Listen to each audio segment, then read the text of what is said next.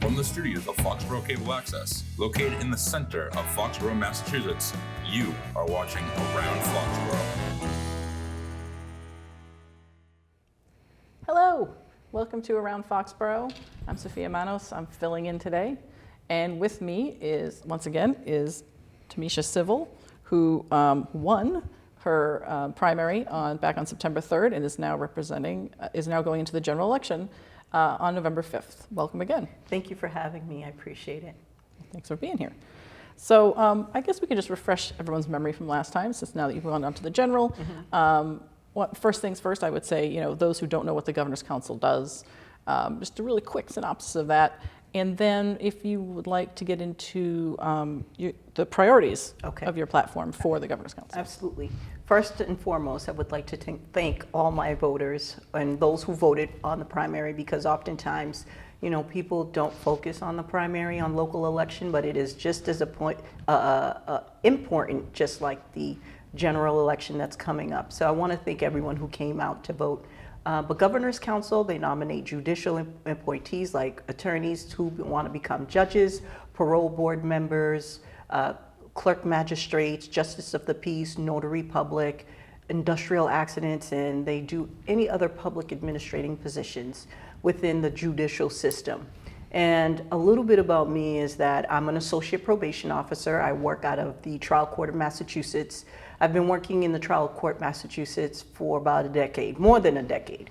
I help people re-enter into society, those who are impacted by mental health, substance abuse. I'm a legal advocate for a domestic violence shelter, where I help women and children and men that has been impacted by domestic violence get resources and access, and then help them walk through the criminal justice system. I started my career in the major felony unit working with the Suffolk County District Attorney's Office, helping seniors who've been exploited by financial crime, by power of attorneys, loved ones, or anyone in that particular domain where seniors are vulnerable when it comes to finances. And I have a master's degree from Northeastern University with a criminal justice and leadership background. And it's really important that we nominate judicial appointees that understand what the community is going through. Not only do I have professional experience, I have the lived experience, which is my cousin who was wrongfully imprisoned for 27 years in the city of Boston, and he was exonerated from all his charges in 2021. So when I go out into the community to talk about people, one, they don't know what Governor's Council is. Two, just explaining them and having a conversation, you'll be surprised how many people have either known or gone through the criminal legal system. And it's important that someone's going to advocate for them on that level. Thank you. Okay. So the judges, so that would be your platform is making sure that the judges have well-rounded backgrounds and know a little bit about all of the levels, the places you're advocating for, right? So. Absolutely. And also making sure that judges are aware of substance abuse as an addiction, and incarceration should not be the number one goal. It should be getting people into treatment, whether it's outpatient or inpatient. I can tell you all the time, my clients come to me and then they'll tell me, Tamisha, please don't let the judge put me in jail. Because if I go to jail, not only will they be losing their housing, but they will come out even worse. So we want judges to be, we want judges to understand the impacts of drug addictions. And when you are looking at judges, most of them have corporate law background. And corporate law background don't really have an understanding of what people are going through in the community, because we have all people that come from walks of life. And we really need to start appointing judges who not only is aware of addiction, mental health, but have some kind of experience in the community that understands the cries of those who are seeking the help. So that is important to me, to making sure that we get the right judges on the bench. Would you find it, historically, if the majority of judges come from the corporate or prosecutor background, but when they work their way up to judgeship, do you think there's a pool of public defenders or people like you who work at the probation offices that might be elevated or go back to school or whatever they need to do to be elevated to the point of being a judge or a nominee? Absolutely. I have a perfect example for that. I was endorsed by a former juvenile justice judge. His name was Judge Judge Harris, and he started as a probation officer. He never knew if he was going to be a judge. He went to become an attorney, and he saw how the criminal justice system was leaving the young people behind, those who come into the juvenile system, and he felt like there should be more, and that is preparing a way for them to go back into school, making sure that there's resources available for these juveniles instead of incarcerating them and holding them in the legal system.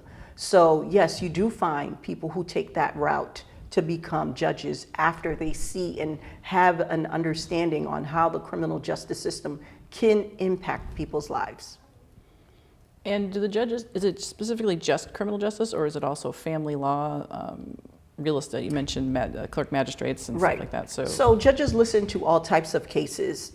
For me, I've been in several different courtrooms, veterans court, where you have a judge in there that will refer veterans to veterans court to make sure that we preserve their records. We have mental health court, juvenile court that I've worked in. I've worked in mental health court. So there's various different departments in the judicial system that judges come from, or they can hear cases. And I've been privileged to be in some of these courtrooms, but judges can listen to a variety of cases. Clerk magistrates, they're responsible of keeping the docket up to date, which is police reports, a copy for the probation department, any motions that are being filed by a defense attorney or prosecutor. Those are all legal documents that goes into a folder and are provided to the judge to make sure that they're making the right decisions based on the evidence that are placed in that docket. I know when Maura Healey took office that there were some judicial vacancies that she has since filled. Right. Do you have any feel for, I'm sure you do not know, but I just didn't know if you had any feel or inside information of if you think there's going to be any more to fill, should you win, like how many do you think you would be working with the rest of the Governor's Council? Right now, it's hard to tell, but if there is any, if there's any openings, my job would be, as for the Governor's Council for the constituents, making sure that those open positions are filled appropriately and that the right nominee is being in that seat.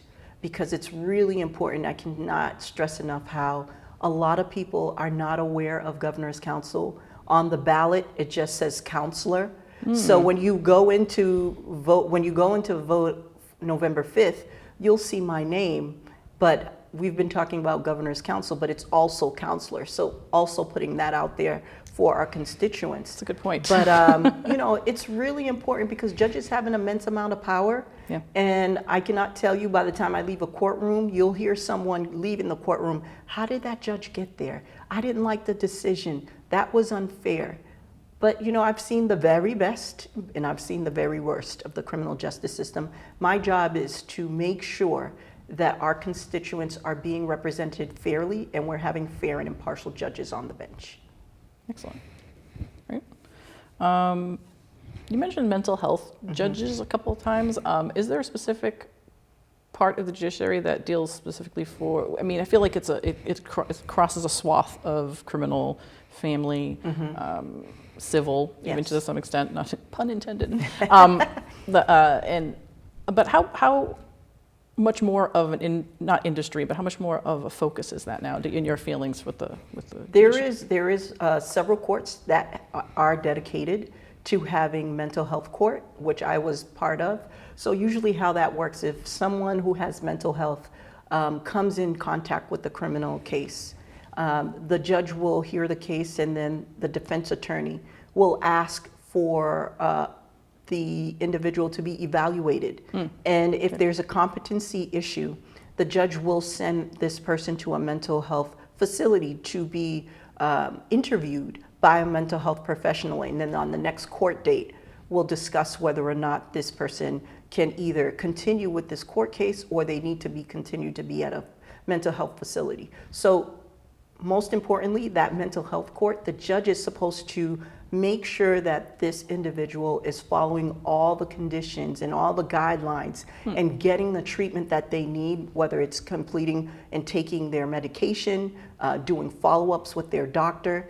And as a probation officer, I am to monitor that individual, making sure that they are complying with any conditions of probation that a judge had set forth, and making sure that I follow up with their providers. And most importantly, just allowing this individual to feel like a human being, but letting them know that my goal and their goal is for them to successfully complete probation.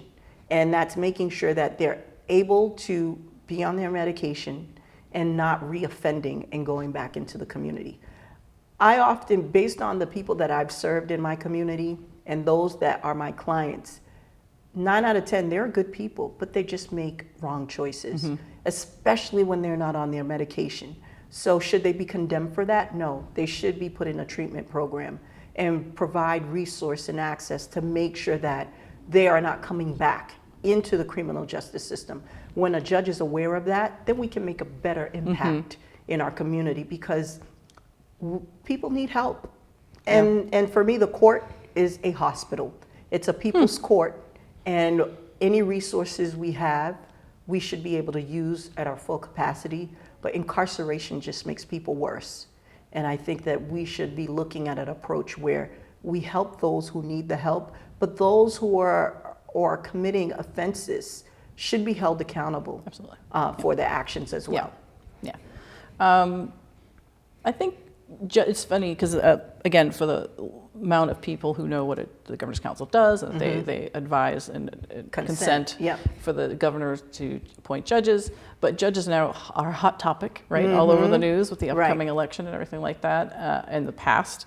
And I think what we often do is we look at it at a big macro scale. We're talking about the Supreme Court and all of their effects of their decisions, and then state Supreme Courts and stuff. And then on a local level, yes, we have our state Supreme Court and our local courts. So what do you what role can the local judges make to, well, one, it helps our lives, right? Because we're the constituents, not the Supreme Court. But what happens if something you mentioned earlier trickles down from above, and what's the challenge, you think, for going into the local judgeships? That's a great question. First, I want to tell our constituents, local government is the most important part.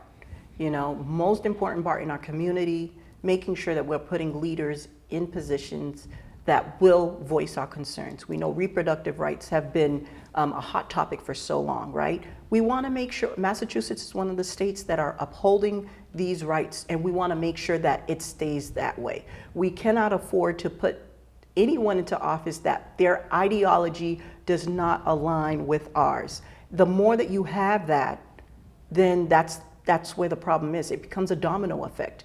I want to make sure that judges that I appoint are pro-choice judges that acknowledge that it's a woman's right to choose.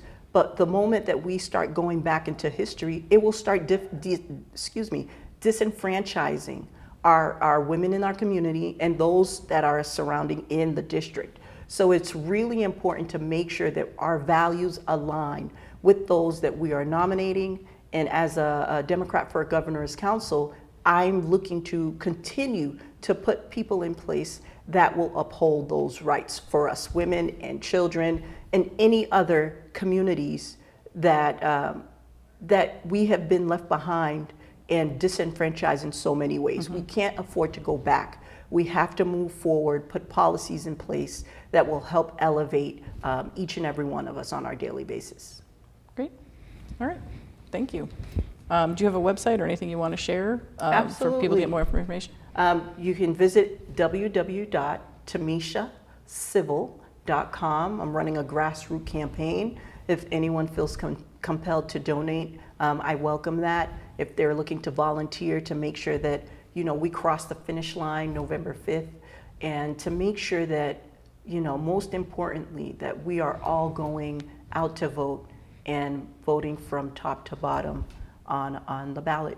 Yeah, because it's a big ballot this year. We've It got is a 5 bill. Massachusetts questions. Oh my goodness, it is. Presidential, the big 5 big questions, and you'll be somewhere in the middle. Right. As one more time, it doesn't say governor's council, it'll say counselor. Yes. Okay. And I'm the first on the ballot, and I just encourage everyone, every young voter, because ultimately we have to set something in place for the next generation. And we need to be a voice of change, and we also need to be an example.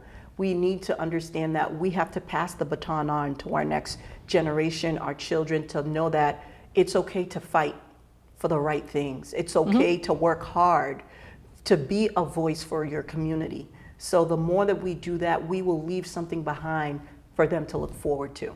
Thank you so much. This has been Around Foxborough. Thank you very much for watching. Please be sure to check our previous episodes on fcatv.org, and have a great day.